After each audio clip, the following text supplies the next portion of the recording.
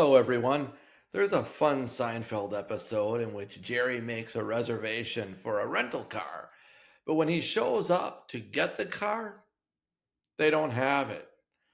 What results is a fun and humorous exchange as the rental agent explains to Jerry that, yes, they have the reservation, they just don't have the car.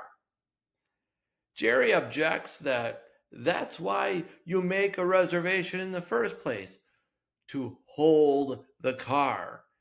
Anyone can just take reservations, he exclaims. The trick is to hold the reservation.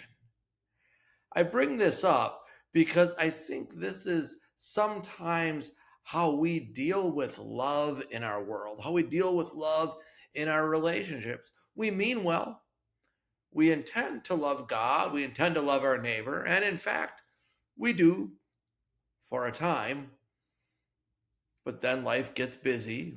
We get distracted, we get stressed, and we let that love slip away until it simply slides right out of our hands.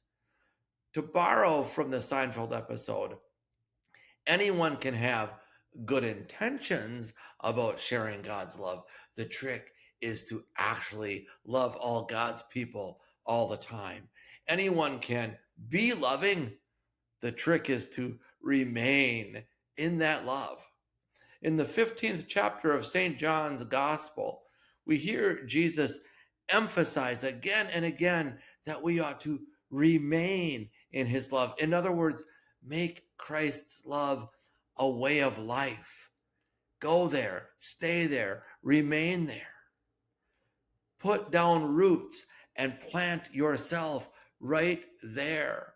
Don't just keep love handy or nearby so you can access it if and when it's convenient or the stars align or people behave to your liking. Don't make it a vacation rental where you can check in when you're away from the grind and you're all low key and relaxed.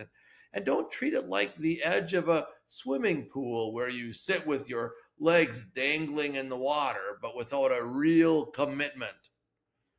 Jump all the way in. Jump all the way in over your head and stay there. Remain in my love, Christ says.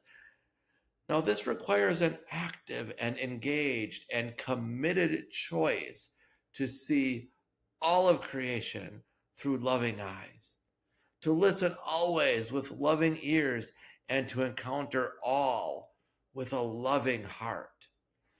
For a true disciple, keeping Christ's commandment to love God and love neighbor is not a thing we do, it's not a task, it's a way of life. It's home. It's how we see, it's how we think, it's how we feel, it's how we hear, it's how we listen, it's how and where we live. May the omnipresence of Christ's love rain down upon you. May the omnipresence of Christ's love stir the heart within you. And may the omnipresence of Christ's love flow into the world through you. Peace be with you, my friends. Have a great week.